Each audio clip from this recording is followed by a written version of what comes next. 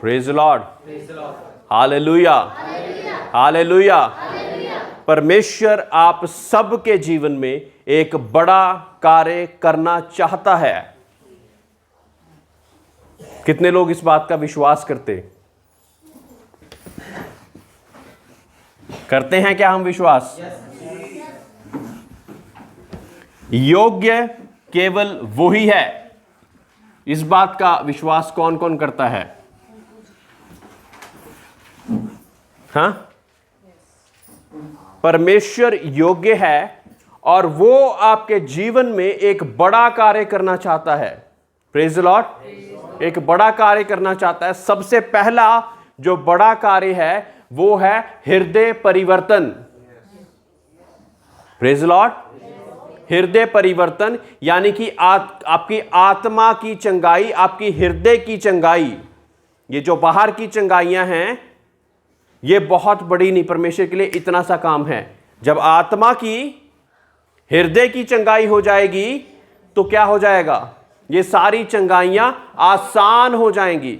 बहुत से लोग सिर्फ उन चंगाइयों के पीछे ही भागते जा रहे हैं जो कि दिख रही हैं। सिर दर्द, बीमारी, टांग का दर्द, पैर का दर्द, गॉल ब्लैडर, शुगर, बीपी, ये सारी जो चीजें हैं ये बहुत छोटी हैं परमेश्वर के लिए।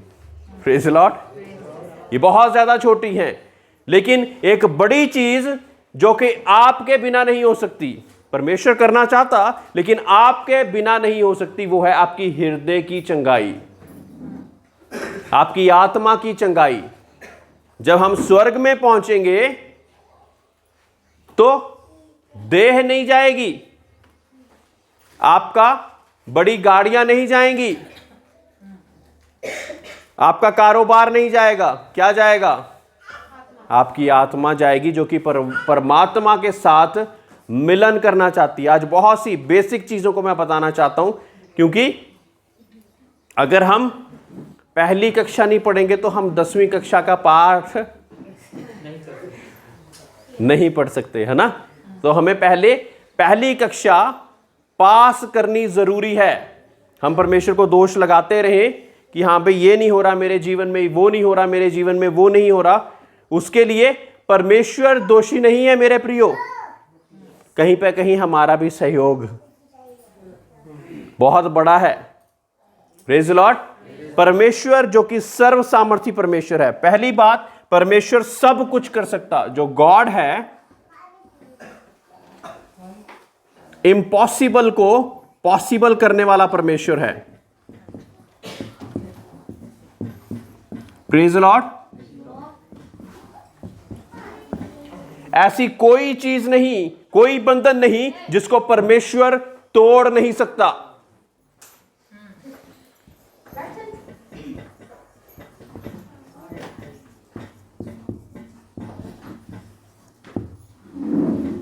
कोई भी ऐसा बंधन नहीं जिसको परमेश्वर तोड़ नहीं सकता। परमेश्वर जो कि सर्व सामर्थी परमेश्वर है, जिसने सूरज, आकाश, पृथ्वी, रेंगने वाले पशु और चलने वाले पशु, दौड़ने वाले पशु, समुद्र की मछलियां, ग्रह, उपग्रह, ग्रह भारी हो गया जो कहते हैं, वो सारी चीजों को बनाने वाला एक सृष्टि करता है। Praise the Lord. आज सबसे पहले एक बात को जानना जरूरी, क्या हम सृष्टि को पूज रहे कि सृष्टिकर्ता को पूज रहे? सृष्टि में क्या क्या आता? सूरज, पेड़ पौधे, आकाश, समुद्र, पृथ्वी के ग्रह, मनुष्य और ऐसी बहुत सी ऐसी चीजें। ये क्या है? इन सब चीजों को परमेश्वर ने बनाया है। तो ये क्या है? सृष्टि।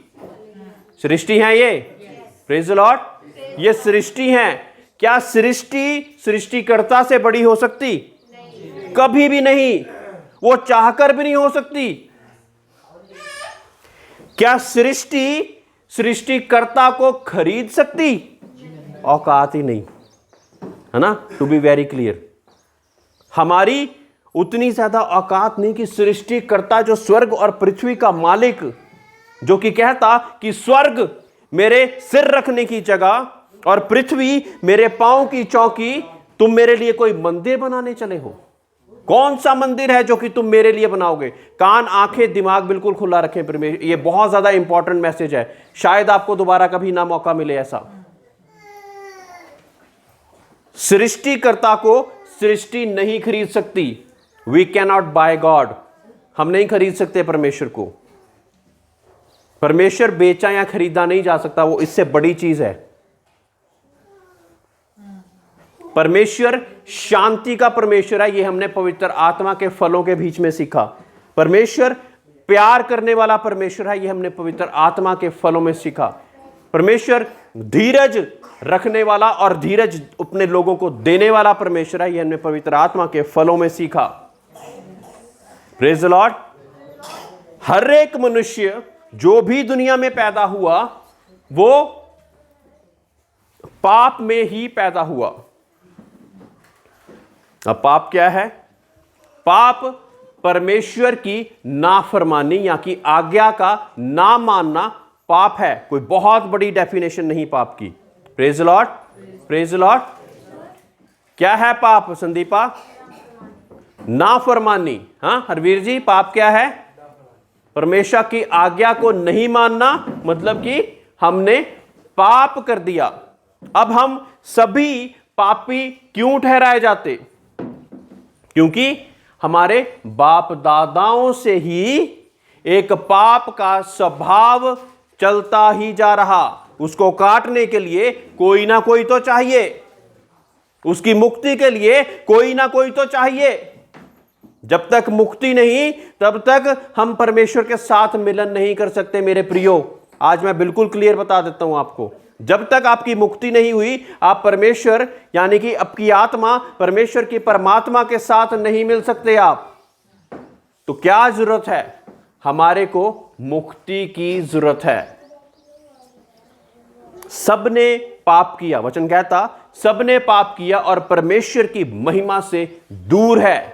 अब दूर कैसे हुआ, है ना? मैंने उस दिन जब हम आप लोगों के घर आए बहुत अच्छा लगा, वहां पे हम आप लोगों के साथ परमेश्वर का वचन बांटा।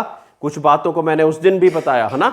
तो बागे अदन में जब परमेश्वर ने 5-6 दिनों में सब चीजों की सृष्टि करी, सृष्टिकर्ता ने सृष्टि करी, तब क्या हुआ?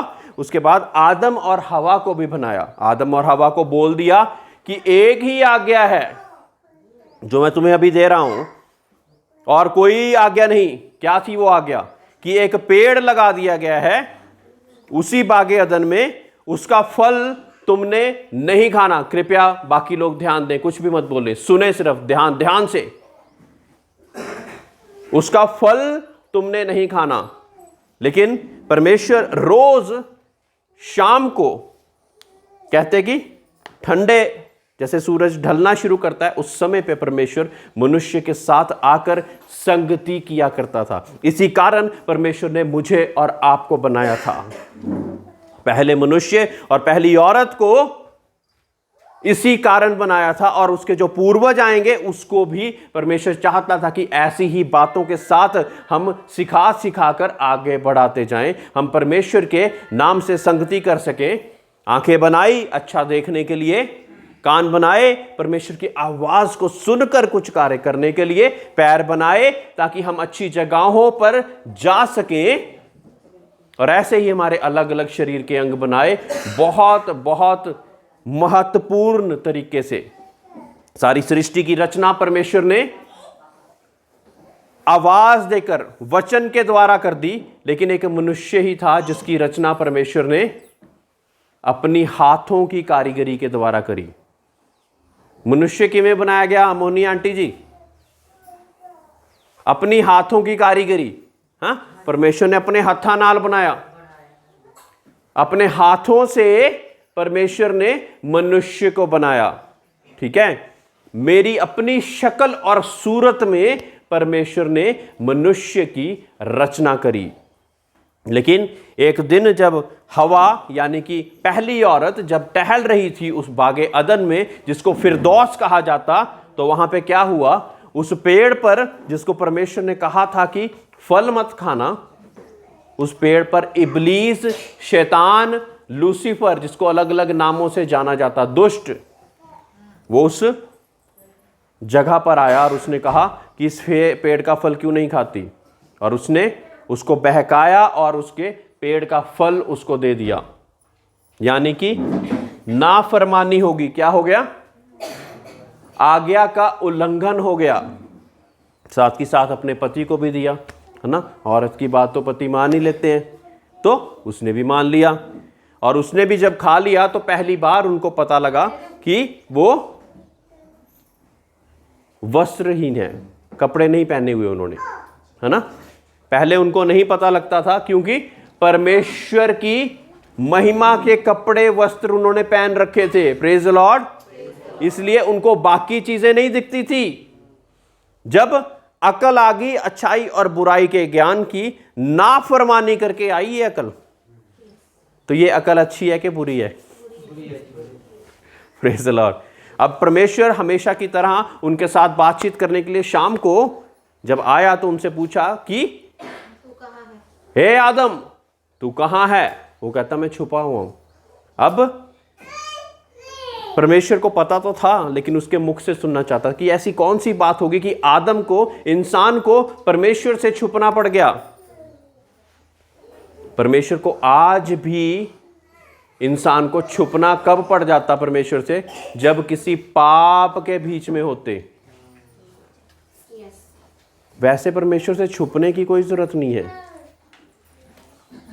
जिसने चोरी करी वही तो पुलिस से छुपता भागेगा, जिसने चोरी नहीं करी वो खुला घूमेगा, उसको कोई चिंता ही नहीं है। तो जिसने गलती कर दी वो दूर हो गया। और परमेश्वर ने उससे पूछा और उसने कहा कि जो स्त्री तूने मुझे साथ बनाई है उसने ये काम करा, उसने मुझे फल दिया, मैंने खा लिया वो फल। आगे स्त्री के पास गया, स्त्री से पूछा कि क्या हुआ ऐसा, तो स्त्री क्या कहती कि वो सांप, पहले पैरों के बल चला करता था, वो सांप ने मुझे बहकाया और मैंने, उसने बोला और ये फल खा लिया। सांप को परमेश्वर ने शापित कर दिया कि अब तू पेट के बल चलेगा और मिट्टी को चाटेगा। सांप क्या करता है, कभी सोचा है? खाता है क्या है वो? मिट्टी चाटता है, वो मिट्टी चाटता है और पेट के बल चलता है। पहले मगरमच्छ की तरह चला करता था। स्त्री को क्या शाप दिया कि जब तू अब बच्चा जनेगी तो ऐसी असीम पीड़ा होगी कि जैसे एक तेरा दूसरा जन्म हुआ हो, इतनी ज्यादा पीड़। जो स्त्रियां हैं वो जानती कि जब बच्चा जनती कितना ज्यादा दर्द होता। पुरुष को क्या शाप दिया है? हम डेली सुबह से लेके शाम तक दौड़े फिरते ना काम के लिए, ये शाप दिया गया हमें कि जब तक तू खून पसीने की एक नहीं करेगा तब तक खाने का अधिकारी नहीं होगा। पहले सारी चीजें आसान थी, मांगता था परमेश्वर दे देता था। ये समय कि मांगे और परमेश्वर से दोबारा वैसा ही समय लाने के लिए एक बहुत बड़ी दीवार, यानी कि जो पाप की दीवार है, उसको मुझे और आपको ढाना पड़ेगा। वो हमने खुद ही वो दीवार को खड़ा करा है। Praise the Lord. उसके बाद बहुत से पीर, पैगंबर और ऐसे बहुत से महात्मा आए जिन्होंने ये सोचा कि अब हम इनके पाप को दूर कर दें, इनके पाप को मिटा दें और ये परमेश्वर के पास हो जाएं। लेकिन कोई भी ऐसा ना हुआ जो कि हमारे को मुक्ति का कार्य देख कर सके। मुक्ति हर एक ग्रंथ में लिखा कि बिना बलिदान के मुक्ति नहीं हो सकती। एक बलिदान होना जरूरी है। सल्वेशन यानी कि मुक्ति कैसे होगी? बलिदान के द्वारा होगी। अगर बलिदान नहीं किया गया तो मुक्ति नहीं होगी। अब पापों के छुटकारे के लिए लोगों ने बड़ी अलग अलग चीजें ढूंढ ली थी पहले। आप जिस भी धर्म से होंगे आप जानते कि बलियां दी जाती थी। कोई बकरे की दे रहा, कोई भेड़ की दे रहा, कोई बैल की दे रहा, जिसके पास पैसे कम वो कबूतर की भी दे रहा। अब सोचिए कि जिसके पास कबूतर खरीदने के भी पैसे नहीं है उसका तो उद्धार हो ही नहीं सकता, उसको मुक्ति मिल ही नहीं सकती। तो ऐसा कौन सा परमेश्वर है जो कि कोई ऐसी बात बना दे जो सबके लिए करनी मुश्किल हो या किसी एक के लिए करनी मुश्किल हो? उसके लिए जो मार्ग वो बनाएगा वो तो ऐसा मार्ग होगा जिसको गरीब भी कर सकता और अमीर भी कर सकता, हर एक कोई कर सकता। ऐसा ही है ना? नहीं तो परमेश्वर तो हम कहते हैं कि भेदभाव नहीं करता। फिर भेदभाव हमारे गिरजों में, मंदिरों में, मस्जिदों में, हर जगह पर भेदभाव क्यों? क्या ये परमेश्वर ने बताया? परमेश्वर ने नहीं बताया। ये परमेश्वर तो एक ही बात से जानता है कि आप इंसान हैं, या तो आप दुष्ट की बात मान रहे हैं या आप परमेश्वर के साथ चल रहे हैं। ये ही है, और कोई धर्म नहीं है परमेश्वर के सामने। एक तो परमेश्वर के लोग जो कि परमेश्वर की आज्ञाओं का पालन करते हैं, दूसरे लोग वो जो कि दुष्ट की आज्ञाओं का पालन करते हैं।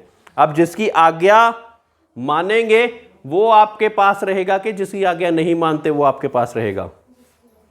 इसकी आज्ञा मानते हैं। हाँ, अब फटाफट से कोई बताएंगे, नशा करना किसकी आज्ञा? हाँ हाँ, मान रहे ना काफी लोग उसको। झूठ बोलना किसकी आज्ञा? परमेश्वर की तो नहीं है। किसी को धोखा देना किसकी आज्ञा है? हाँ, शैतान की, है ना? झूठी गवाही देना किसकी आज्ञा? किसी को बेवकूफ बनाना किसकी आज्ञा? गाली देना किसकी आज्ञा? बुरे बुरे अपशब्द किसी के लिए बोलना किसकी आज्ञा? ये सारी आज्ञाओं का पालन करके हम बहुत ही एक उसकी बनाई हुई जगह पे, बनाई तो वो जगह भी परमेश्वर नहीं है, नरक के लिए अपने द्वार को खोल दी जाते। Praise the Lord. कौन कौन नरक जाना चाहता? मेरे प्रियो, आज्ञा जिसकी मान रहे वहीं पे लेके जाएगा वो, कहीं और नहीं लेके जाएगा। आप अपनी मार्ग सेलेक्ट कर सकते हैं, क्योंकि अच्छाई और बुराई का फल आपने खाया, आपके पूर्वजों ने खाया, मेरे पूर्वजों ने खाया। लेकिन जब तक हमारी मुक्ति नहीं, उद्धार का कार्य नहीं हमारे जीवन में, तब तक हम परमेश्वर की ओर नहीं बढ़ सकते। Praise the Lord. हमारे जीवन में मुक्ति नहीं, और वो मुक्ति बलिदान के द्वारा होती है। अब वो बलिदान ग्रंथों में लिखा गया कि एक निष्कलंक मेमने का होना चाहिए। परमेश्वर कहता कि मुझे तेरे बैल बछड़े इन चीजों से कोई मतलब नहीं है, कोई भी मतलब नहीं। ये चीजें तेरी मुक्ति का कारण नहीं बन सकती। फिर परमेश्वर ने जगत से ऐसा प्यार रखा कि अपना इकलौता पुत्र दे दिया, ताकि जो कोई उस पर विश्वास लाए वो नाश ना हो परंतु अनंत जीवन पाए। मेरे प्रियो, मुक्ति का जो रास्ता था ना हमारे लिए बहुत मुश्किल हो गया था। कोई बताने वाला ही नहीं। अच्छा कर रहे हैं, बुरा कर रहे हैं, बुरे लोग भी अच्छा जी रहे हैं, बुरे अच्छा करने वाले भी कैसा जी रहे हैं, किसी को कुछ पता ही नहीं। लेकिन परमेश्वर यीशु मसीह जब दुनिया में आया तो वो एक आदमी और औरत के संबंध के साथ नहीं, लेकिन पवित्र आत्मा के हावी हुआ मरियम पर, एक कुंवारी मरियम पर पवित्र आत्मा हावी हुआ, और जो बच्चा उसने जना वो प्रभु यीशु मसीह उसका नाम रखा गया। और परमेश्वर ने सपने में आकर पहले ही मरियम को बोल दिया कि उस बच्चे का नाम तू यीशु रखना, सल्तनत उसके कांधों पे होगी, सल्तनत उसके कांधों पे होगी। शुरुआत से ही वो पवित्र आत्मा से भरा हुआ व्यक्ति होगा। क्यों? क्योंकि जो डीएनए यानी कि जो मेडिकल वाली लाइन को जानते हैं, चूंकि हमारे पूर्वजों की वंश के बीच में जो हमारा खून चल रहा है, शुद्ध भाषा में हिंदी में जो हमारा पीछे पूर्वजों से जो खून चल रहा है, वैसा ही तो स्वभाव हमारे बच्चों में, हमारे आगे सारी चीजों में आता है। ऐसा ही है ना? इसलिए उसको तोड़ना जरूरी था। उसको तोड़ना कैसे था कि निष्कलंक हो करने के लिए परमेश्वर ने एक आदमी और पुरुष के संबंध के साथ वो बच्चा को दुनिया में नहीं लेकर आया, लेकिन पवित्र आत्मा मरियम पर हावी हुआ और उसके द्वारा जो बच्चा चला गया वो यीशु मसीह कहलाया गया। अब उसको शुरुआत से ही पता था कि उसने क्या करना है दुनिया में। एक बलिदान देना है मेरे और आपके लिए, ताकि वो जो पाप की मजदूरी मृत्यु थी वो यीशु में विश्वास करने से अब मेरे लिए अनंत जीवन में तब्दील हो जाए। Praise the Lord. पाप की मजदूरी तो मृत्यु है। जब तक हम पाप में हैं, यानी कि वो सारे गुण मैंने बताए जो कि पाप के द्वारा हमारे जीवन में आते जाते। आदम और हवा ने तो इतना बड़ा पाप तो नहीं करा था जितना हम करते हैं, हाँ। उन्होंने तो यही एक फल खा लिया था, लेकिन वो नाफरमानी थी, इसलिए वो पाप गिना गया। परमेश्वर की आज्ञा को ना मानना ही पाप है। जब जब हम परमेश्वर की आज्ञा को नहीं मानेंगे तो हम अपने लिए एक रास्ता खोल देंगे, यानी कि वो रास्ता जो कि दुष्ट और उसके लिए जो जगह तैयार करी गई है। मेरे प्रियो, जो नरक बनाया गया था ना, वो मेरे और आपके लिए नहीं बनाया गया था, वो दुष्ट और उसके फरिश्तों के लिए ही बनाया गया था। लेकिन दुष्ट संसार में रहता और वो लगातार नरक को भरना चाहता, तभी आपके मुंह से वो अपशब्द निकलते, वो ऐसी ऐसी बातें निकलती जो कि परमेश्वर की ओर से नहीं है। आपको बरगलाना चाहता, आपको सच्चाई से दूर रखना चाहता, क्योंकि वचन में लिखा कि तुम सत्य को जानोगे और सत्य तुम्हें स्वतंत्र करेगा। कौन कौन स्वतंत्र होना चाहता? जब हम सभी स्वतंत्र होना चाहते तो हमें सच्चाई के रास्ते पे चलना बहुत ज्यादा जरूरी। परमेश्वर की योग्यता, कैसा परमेश्वर होना चाहिए? जिसने कभी पाप ना किया हो, जो इंसान से बढ़कर हो, बैर ना करता हो, लड़ाइयां ना करता हो, जो चीजें इंसान में पाई जाती वो ना हो, सृष्टि की पूजा ना करता हो बल्कि वो खुद सृष्टि करता हो। ये सारी योग्यताएं किसकी हैं? परमेश्वर की। आज हमें चुनाव मुझे और आपको ही करना है कि आज मैं और आप परमेश्वर के रास्ते पे चलकर परमेश्वर की ओर चल जाना चाहते, या दुष्ट और उसकी आज्ञाओं को मानकर वहां जाना चाहते जो कि जगह हमारे लिए नहीं बनाई गई थी।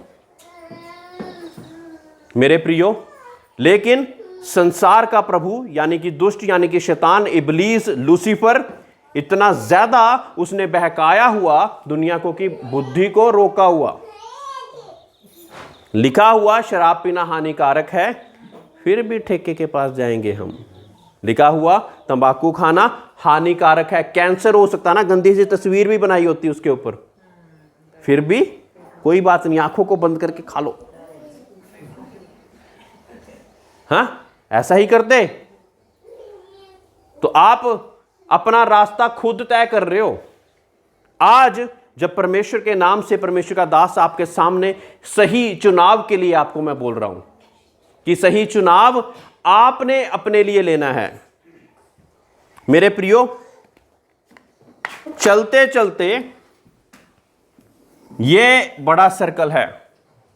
दुष्ट को एंट्री आए या ना आए आपके ऊपर डिपेंड करता है, बीमारी आए या ना आए आपके ऊपर डिपेंड करता है। जब हम कहीं पे भी ये द्वार को खोल देते तो हमारे अंदर वो सारी चीजें हो सकती। ये द्वार कैसे खुलते? जो परमेश्वर की आज्ञा की नाफरमानी के कारण हमारी जिंदगी के, ये मैं आत्मिक बातों को बता रहा हूं आपको, हमारी जिंदगी में जब हम पाप की ओर बढ़ते तो पाप की मजदूरी तो मृत्यु है, तो हमारा वो द्वार खुल जाता जो कि परमेश्वर की ओर से नहीं है।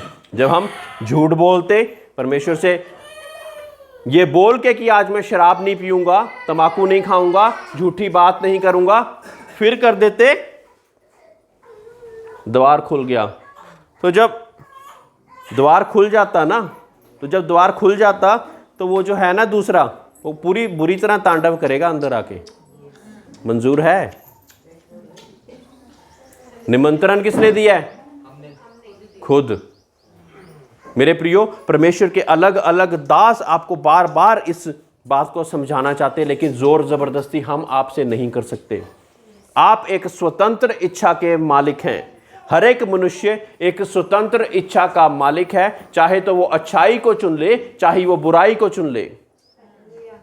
अच्छाई को चुनोगे तो वहां जाओगे जहां पे परमेश्वर ने आपके लिए वो मार्ग तैयार करा हुआ है, जो कि परमेश्वर और उसके फरिश्ते जहां पे रहते हैं, और उसके पुत्र यानी कि यीशु मसीह पर विश्वास करने से, जिसने कहा मार्ग, सत्य और जीवन मैं ही हूं, वहां पे एंट्री कर जाएंगे। क्योंकि वो कह के गया एक विश्वास के साथ कि मैं जाता हूं ताकि तुम्हारे लिए एक जगह तैयार करूं, ताकि जहां पर मैं हूं वहां पे तुम भी हो सको। मेरे प्रियो, अंगीकार की प्रार्थना करनी, मुक्ति का द्वार आपके लिए खुल जाएगा। अंगीकार की प्रार्थना क्या है? कि यीशु मसीह मेरा परमेश्वर है, वो मेरे लिए मारा गया, गाड़ा गया और तीसरे दिन मुर्दों में से जी उठा।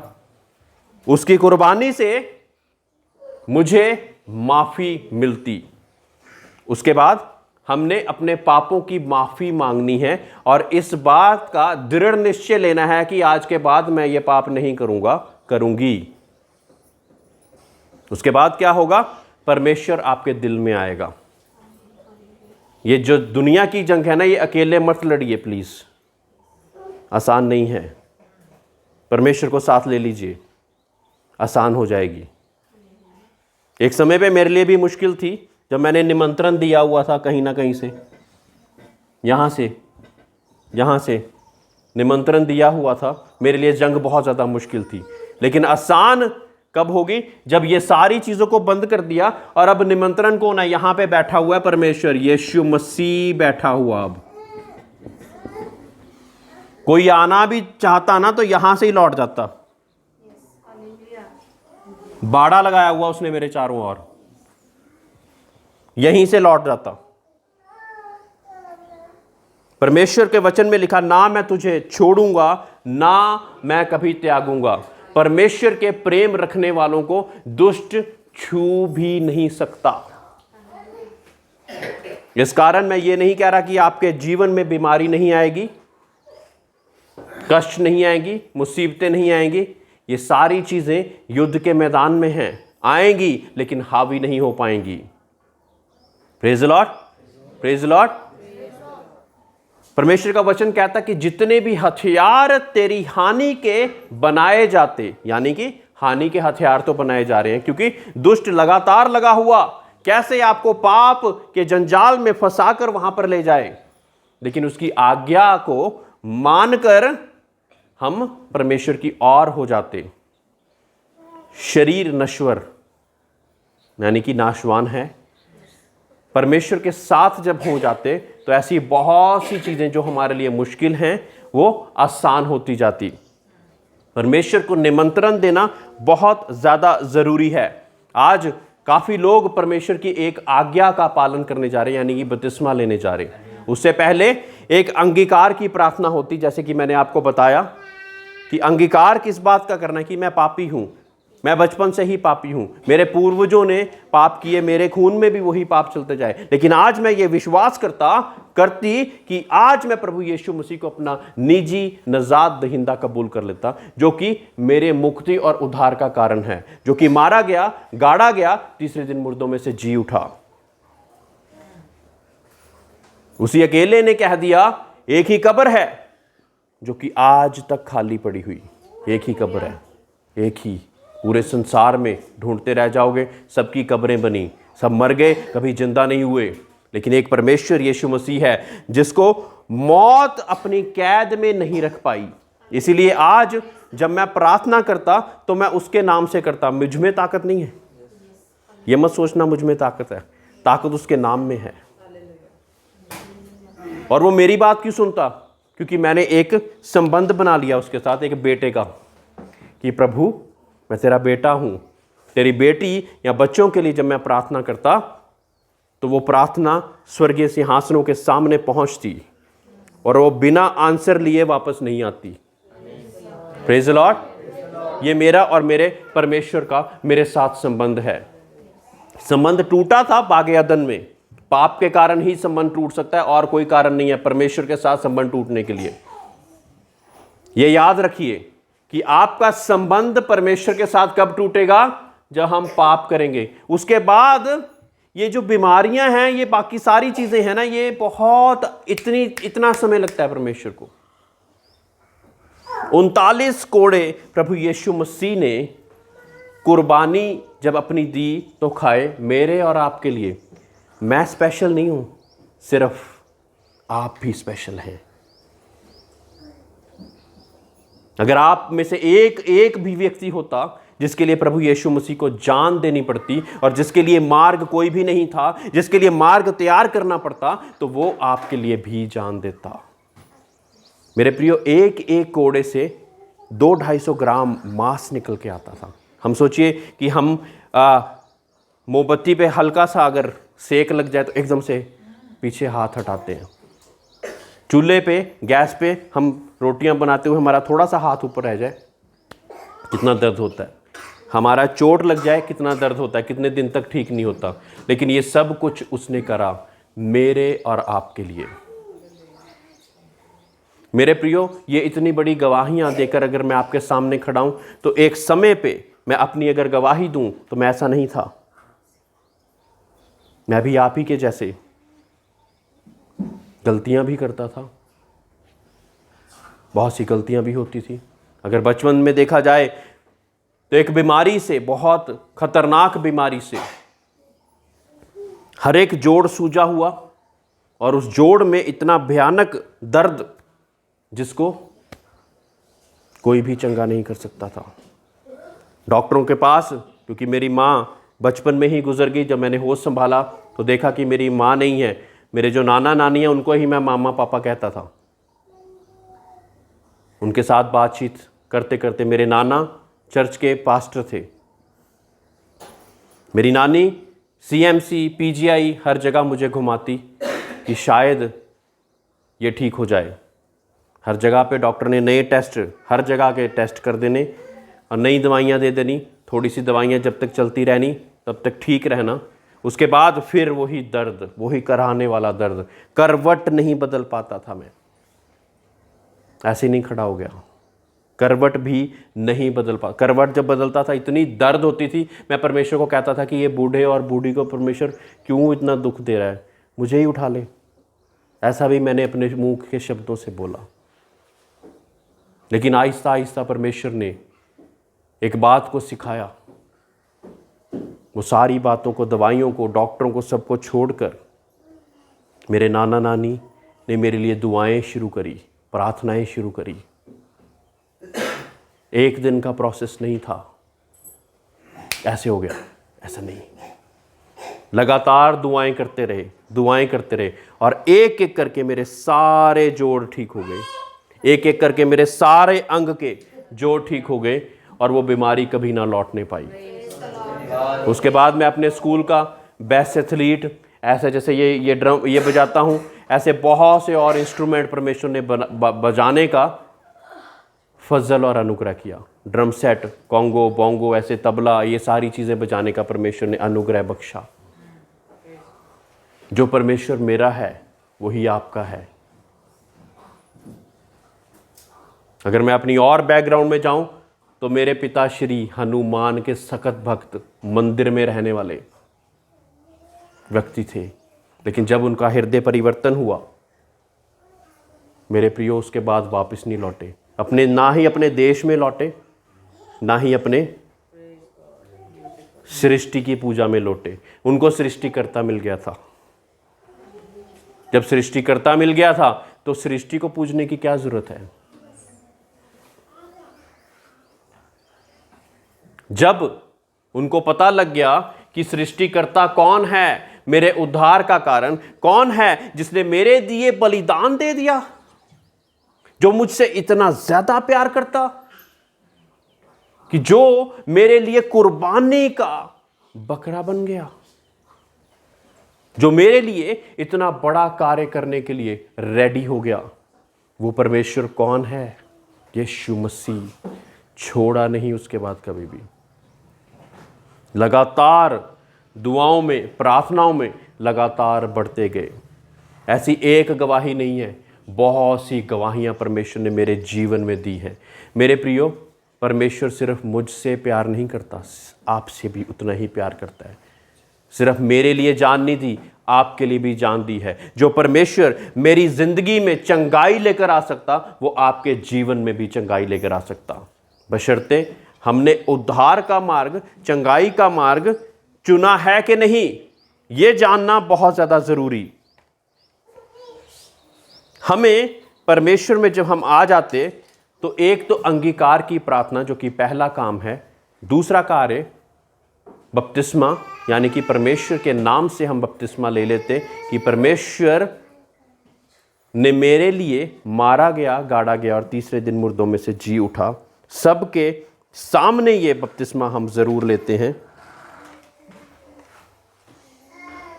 परमेश्वर के मरकुस की इंजील में 16:6 में यूं लिखा हुआ, जो विश्वास करे और बपतिस्मा ले उसी का उद्धार होगा। किसका होगा उद्धार? जो विश्वास करे और बपतिस्मा ले। तो सिर्फ विश्वास करना ही काफी नहीं, उसके बाद हमने अपने नेक्स्ट कदम को भी बढ़ाना है। मेरे प्रियो, जब फिर दुनिया में जाएंगे ना, फिर परमेश्वर आपको देगा पवित्र आत्मा का वरदान, है ना।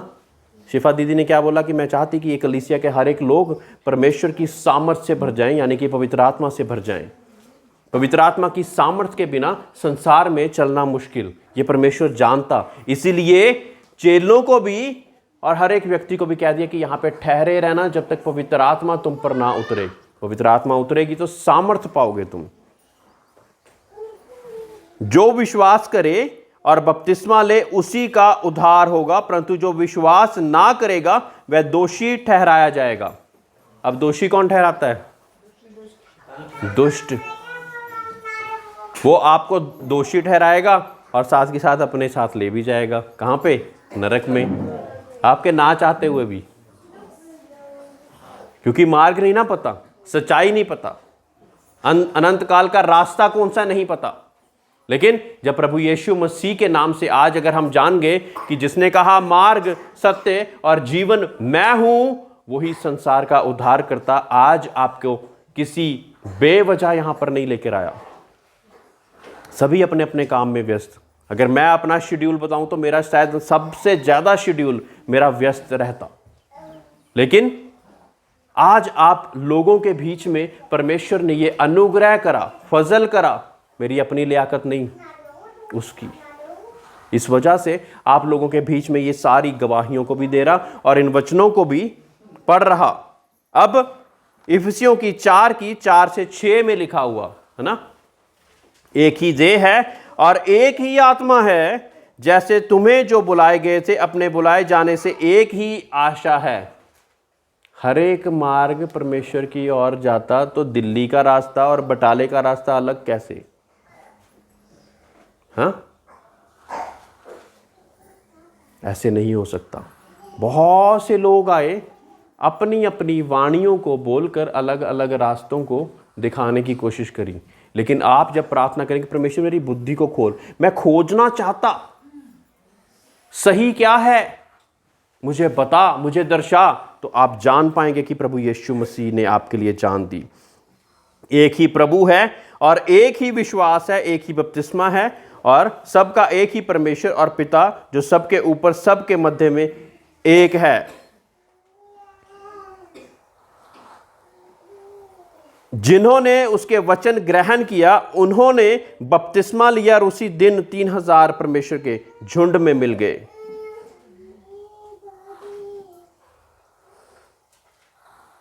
रोमियो 6:3 और 4 में लिखा है, क्या तुम नहीं जानते कि हम सब जिन्होंने मसीह यीशु का बपतिस्मा लिया, उसकी मृत्यु का बपतिस्मा लिया, अतः उस मृत्यु का बपतिस्मा पाने से हम उसके साथ गाड़े गए, ताकि जैसे मसीह पिता की महिमा के द्वारा मरे हुओं में से जिलाया गया, वैसे ही हम भी नए जीवन की सी चाल चलें। मेरे प्रियो, बागे अदन में क्या हुआ था? जैसे मैंने बोला कि पाप जब कर दिया, तो परमेश्वर के लिए हम मर गए थे, लेकिन जब हम मुक्ति का रास्ता अपना लेते तो क्या हो जाते, हम फिर दोबारा जिलाए जाते, है ना। एक बेटा जो दुनिया में रहता है, एक बाप की आज्ञा नहीं मानता, परमेश्वर वो बाप कह देता कि मैं मेरे लिए मर गया, तू कह देते हैं ना कि दुनिया के बाप भी, तू मेरे लिए मर गया, मेरे लिए तो है ही नहीं, क्योंकि तूने मेरी कहना ही नहीं माना। ऐसा कुछ हो गया था बागे अदन में, लेकिन फिर रास्ता बनाया परमेश्वर ने प्रभु यीशु मसीह के द्वारा। आज जो भी कोई उस पर विश्वास लाए वो नाश ना होगा, ये लिख दिया परमेश्वर ने, परंतु अनंत जीवन पाएगा। अगर हम अनंत जीवन पाना चाहते तो हमें अनंत जीवन की बातें ही करनी होगी, अनंत जीवन के अनुसार ही चलना पड़ेगा। आज हमें एक बारी फिर से याद दिलाना चाहूंगा कि जिसके जैसा स्वभाव रखोगे, जिसकी जैसी बातें करोगे, वो वहां ले जाएगा। बड़ा ही सरल है। अगर आप परमेश्वर के पास जाना चाहते तो परमेश्वर के अनुसार, यानी कि जो कि परमेश्वर की आज्ञाएं बताई गई हैं वचनों के द्वारा, उसके अनुसार चलना पड़ेगा। अगर वैसा नहीं करना चाहते तो आपके लिए रास्ता खुला है, आप कहीं पे भी जा सकते हो।